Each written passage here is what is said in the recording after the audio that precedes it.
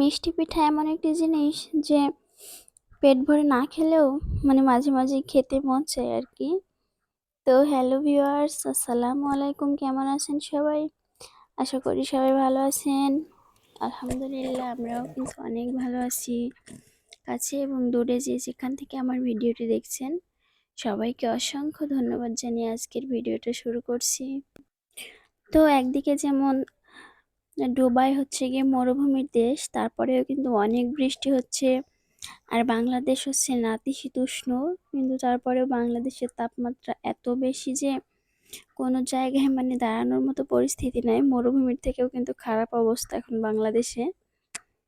তো হচ্ছে অনেক বেশি বাতাস, তো রোদের কারণে কিন্তু বাতাস খুবই গরম, যেহেতু বাইরেও দাঁড়ানোর মতো পরিস্থিতি নেই। তো দুপুরে আমি হচ্ছে একটু বাইরে এসেছিলাম, তো এসে দেখছি আমাদের গাছের একটা নারকেল বাতাসে পড়ে গেছে। তো গাছটা যেহেতু অনেক উঁচু লম্বা, তো যে কারণে সবসময় কিন্তু নারকেল পাড়া হয় না। তো এই জন্য আপনাদের ভাইয়া বলছিল যে নারকেলটা আমি এখনই ভেঙে পানিগুলো খাবো। তো হচ্ছে নারকেলের পানিটা কিন্তু একবারে বাজে ছিল, খাওয়া যায়নি। নারকেলটা আমরা ভেবেছিলাম যে খারাপ হবে, কিন্তু দেখুন নারকেলটা কিন্তু ভালো পরিষ্কার ঝকঝকে, কিন্তু পানিটা হচ্ছে একদম মিষ্টি ছিল না। তো হচ্ছে এই কারণে ও নারকেলটা ভেঙে নারিকেলই খাওয়া শুরু করছে। তো হচ্ছে নারকেলটা যেহেতু পড়েছে, তো আমরা ভাবলাম যে কোনো একটা পিঠা বানানো যাক। তো একটা নারিকেলে কিন্তু তেমন কোনো পিঠাই হবে না। তো হচ্ছে মনে মনে ভাবলাম যে আমাদের ফ্রিজে হচ্ছে তালের রস করে রাখা আছে। তো তালের সিজন কিন্তু 1 বছর হয়ে গেছে, আবার প্রায় চলে এসেছে তালের সময়। তো হচ্ছে আমরা ভাবলাম ওটারই আজকে পিঠা বানানো যাক। তো ওটা হচ্ছে ফ্রিজে ছিল, ওই জন্য বাইরে রেখে দিয়েছিল। এই তো হচ্ছে এটা তরল হয়ে গেছে, আসলে অনেক বেশি বরফের মতো শক্ত হয়ে গেছিল। তো আমরা ওটা দিয়ে আজকে পিঠা বানাবো।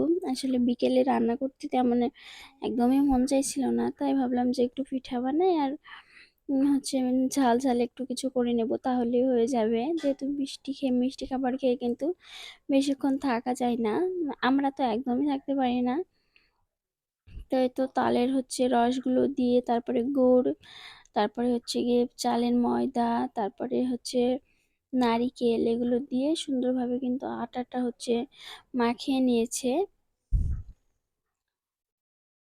আর হচ্ছে মিষ্টি হওয়ার জন্য একটু পরিমাণ মতো লবণ দিয়েছে। দেওয়ার পরে একটু সুন্দর করে মাখিয়ে তারপরে হচ্ছে তেলে ভাজা হবে এগুলোকে। তো প্রতিদিনের মতো আজকে আবারও বলছি, আমার ভিডিও যদি কোনো ভুল ত্রুটি হয় প্লিজ ক্ষমা সুন্দর দৃষ্টিতে দেখবেন। আর আমার ভিডিওটি যদি ভালো লেগে যায় অবশ্যই একটা লাইক দেবেন।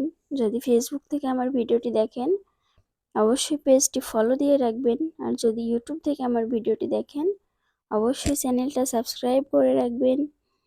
তো আজকের মতো এই পর্যন্ত। সবাই ভালো থাকুন, সুস্থ থাকুন, আল্লাহ হাফেজ। আর প্লিজ একটা লাইক দিতে ভুলবেন না কিন্তু।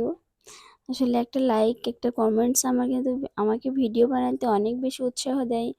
যদি আপনাদের কোনো রেসপন্স না পাই তাহলে কিন্তু আমার মনটা ভেঙে যায় আর কি। তো আপনারা পাশে না থাকলে তো আর এই পথে আগানো সম্ভব না। তো আপনাদের দোয়া এবং ভালোবাসায় কিন্তু আমি অনেক দূর এগিয়ে যেতে চাই। আল্লাহ হাফেজ।